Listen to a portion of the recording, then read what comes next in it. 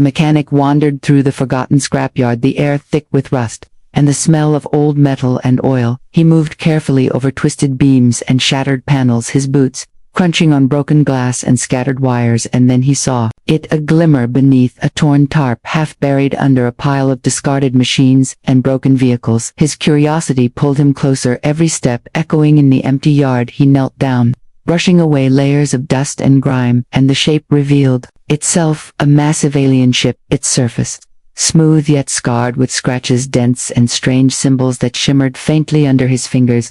The metal felt alive, humming with a subtle energy that made his skin tingle. He traced the edges, marveling at the craftsmanship unlike anything he had ever seen, and he imagined the stories it could tell, who had built it, and why it was left here. Abandoned, the tarp slipped from his hands and fell to the ground with a soft thud, revealing more of the ship, its curves, sleek and elegant, yet intimidating, and his heart raced with a mixture of fear and excitement. He circled it, examining panels and protrusions that seemed to shift as if adjusting to his presence. The light flickered across the yard, casting long shadows that danced like spirits among the rusting machines.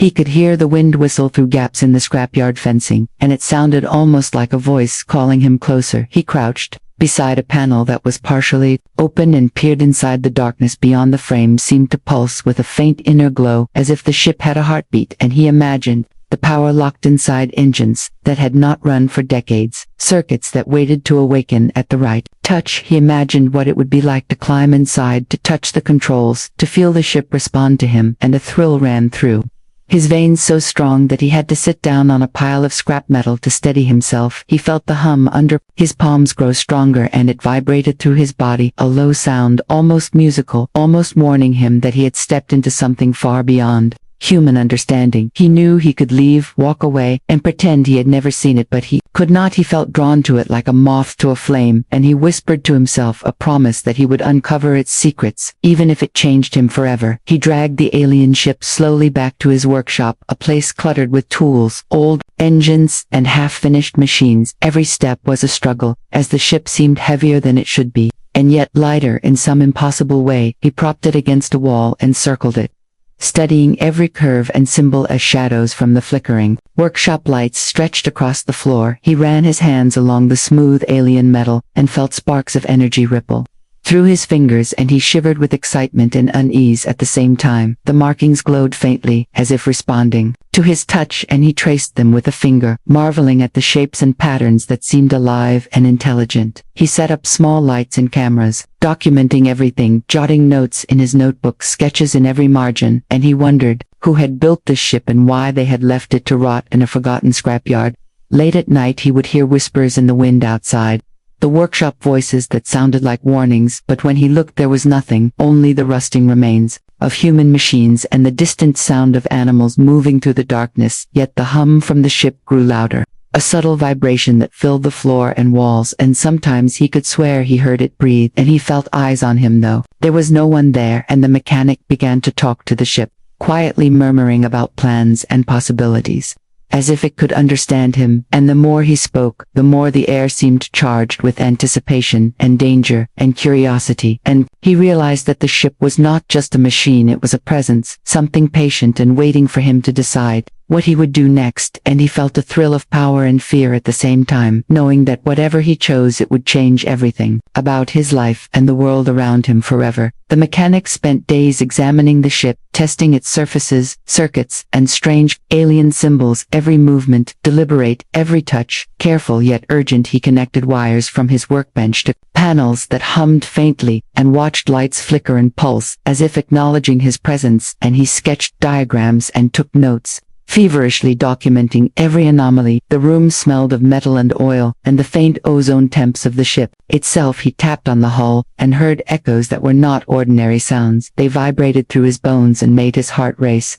He experimented with small energy sources, attaching them to alien conduits, and sometimes the lights inside the ship glowed brighter, like a heartbeat quickening, and he felt a thrill and a chill at the same time. Late at night he would sit in the dim glow, scribbling in his notebook, imagining what it would be like to power the engines, to make the ship move, to see it alive, and sometimes he imagined eyes opening somewhere inside and watching him. His hands shook as he adjusted circuits, and the air itself seemed heavier, charged with a presence that was both curious and wary of him. The neighbors whispered about strange lights flickering in the windows and low hums that drifted out to the street, and he felt both proud and uneasy knowing that the ship was awakening, slowly learning and adapting, and sometimes, when he touched a panel, it pulsed under his hand almost like it was warning him or testing him, and he realized he had crossed a threshold that could not be undone, that his curiosity had drawn him into a partnership with something far beyond human understanding. And every night the hum grew louder until it became a song in his mind, and he could no longer tell if he was studying the ship or if it was studying him, and he knew that whatever came next, it would demand more from him than he had ever imagined, and he could not stop himself from giving it. Nights blurred into days, as the mechanic worked tirelessly in the dim glow of his workshop, the hum of the ship filling every corner like a living presence. He adjusted panels, rewired circuits, and tested alien engines, and the ship seemed to respond, every spark a shiver of life running through its hull. Sometimes lights flickered like eyes watching him, sometimes a low vibration shook the floor beneath his feet, and he could feel it in his chest. He slept in short bursts, curled on a cot surrounded by tools and wires, dreaming of glowing symbols and the whisper of engines that had not run for centuries. And each time he woke, the ship seemed slightly different. Panels shifted, lights glowed brighter, and the metal vibrated as if it remembered something he had not yet touched.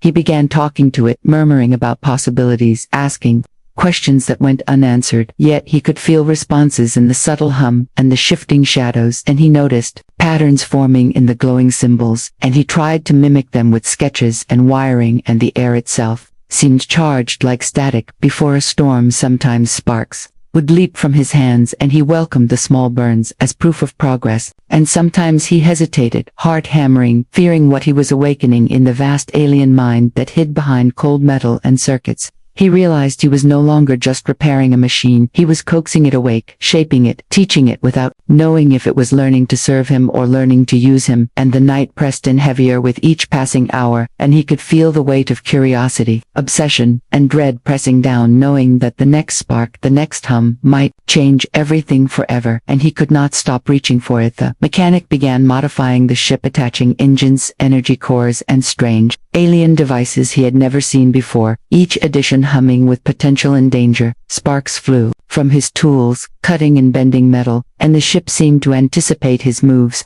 shifting panels and glowing faintly, as if approving or warning him. He worked long into the night, hands streaked with grime and small burns, but he could not stop the thrill of creation and the fear that it might turn against him. He tested weapons, systems that hissed and glowed strange lights, reflecting off walls, and the air vibrated with low tones that seemed like warnings, or maybe greetings. He realized the ship was learning from him and adapting its form. Sharper edges appeared, panels shifted into defensive shapes, and the hum pulsed stronger, and sometimes he swore he heard whispers, not from the wind but from the metal itself. He sketched diagrams, frantically adjusting circuits, hoping to control the intelligence he had awakened, yet feeling that it might already control him.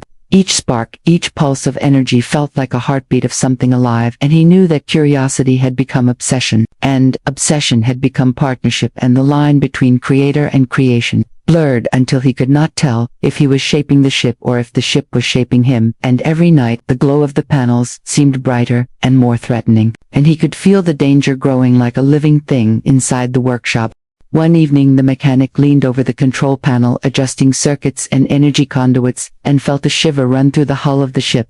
It shifted slightly beneath his hands, a subtle movement that made him freeze in disbelief. The lights inside flickered erratically, and a low vibration filled the room like a pulse or a warning, and he realized, with a jolt, that the ship was no longer just responding, it was moving on its own. He stepped back, heart hammering, and watched as a panel slid open, revealing strange glowing mechanisms that twisted and rotated as if breathing. The floor vibrated gently, and the shadows cast by the workshop lights danced like living things across the walls. He reached out hesitantly and touched the hull, feeling warmth and energy coursing under his palms. Sparks jumped from his fingers, and he pulled back, startled yet mesmerized, and the ship hummed louder, a resonant sound that seemed almost musical and almost threatening. He circled it, trying to understand what had changed. Every panel, every edge seemed to pulse with life, like it had been waiting for this moment for decades, and he wondered if it remembered its creators, or if it was learning him. The hum grew louder and filled his mind with impossible thoughts, images of distant stars, alien landscapes, and strange vessels moving in formation.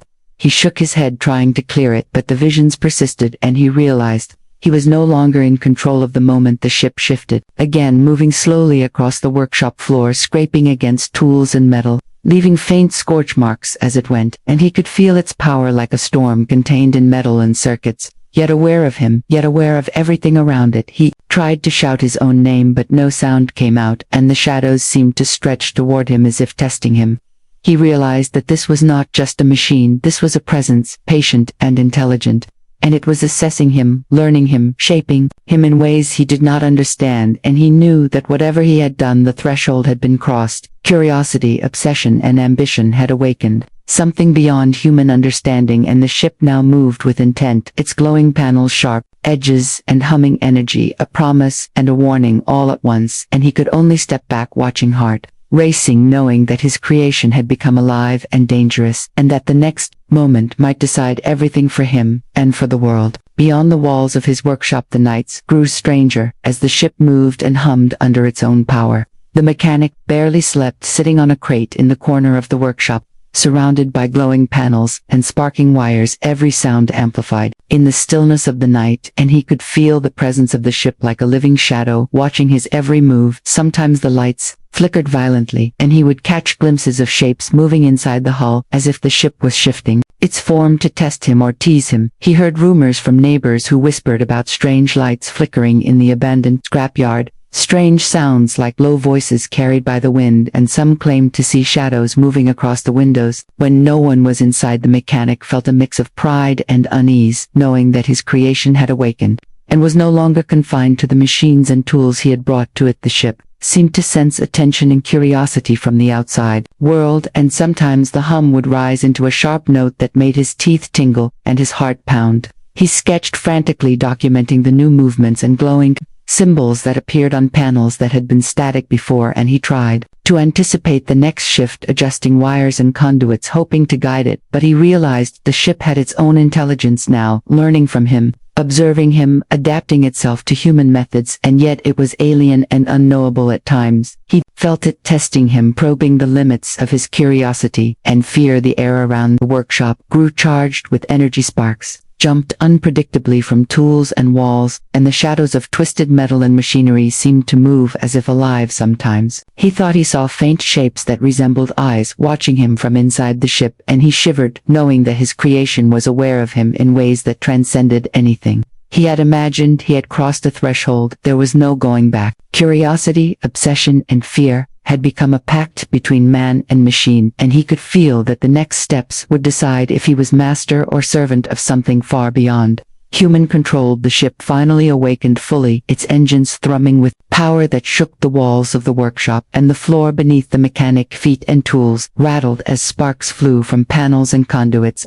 The glow of the hull bathed the room in red and blue light, casting long jagged shadows that moved like claws across the walls. The mechanic stepped back, heart hammering, as the ship shifted on its own, gliding slowly across the workshop floor, scraping metal and leaving scorch marks on everything in its path. The hum had grown into a roar that seemed to speak in a language he could not understand, yet somehow felt in his bones, and he realized with a cold thrill that he had unleashed something unstoppable. The panels rearranged themselves, forming sharp edges, glowing weapons, and strange devices that hissed and pulsed like living creatures. The air vibrated with energy, and every movement of the ship carried intent, intelligence, and menace. He tried to approach cautiously to check a conduit or adjust a wire, but the ship turned slightly, as if noticing him, measuring him, testing him, and a surge of fear and pride washed over him. He knew that he had created more than a machine.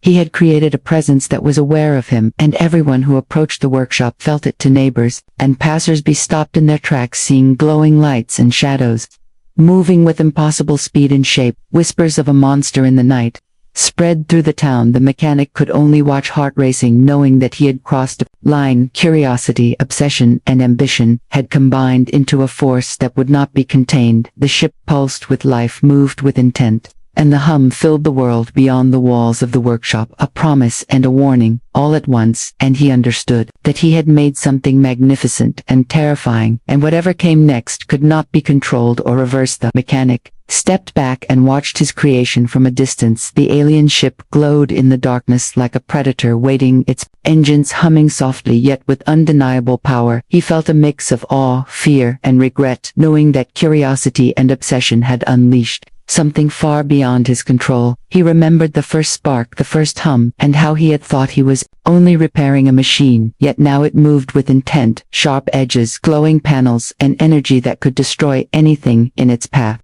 The workshop was a ruin, scorched metal and twisted tools littered the floor, yet the ship seemed untouched, alive, and untouchable. He wondered if it remembered him, or if it had already begun to forget him, as it disappeared slowly into the night, leaving faint scorch marks on the yard, and sending signals that flickered into the sky. The neighbors whispered of monsters, shadows, and impossible lights, and he knew that stories would grow and change until no one would recognize the truth. He felt a hollow pride knowing that he had created something magnificent and terrifying, and yet a deep unease settled in his chest. Curiosity had become obsession, obsession had become creation, and creation had become menace. He could not stop thinking about the hum that lingered in his mind. The images of moving panels, glowing symbols, and the whispers that seemed to echo from metal to metal. He understood that he had crossed a threshold that could never be uncrossed, and that the world would be subtly altered by what he had done. And as he stood alone in the wreckage of his workshop, he wondered if he had become master or servant, if he had awakened a force that would judge him, or simply move on indifferent to human life. And he realized that some creations are too powerful to be contained, and some curiosities too dangerous to be sated. And the hum of the alien metal echoed in his mind forever, a reminder of what happens when human ambition meets forces beyond comprehension.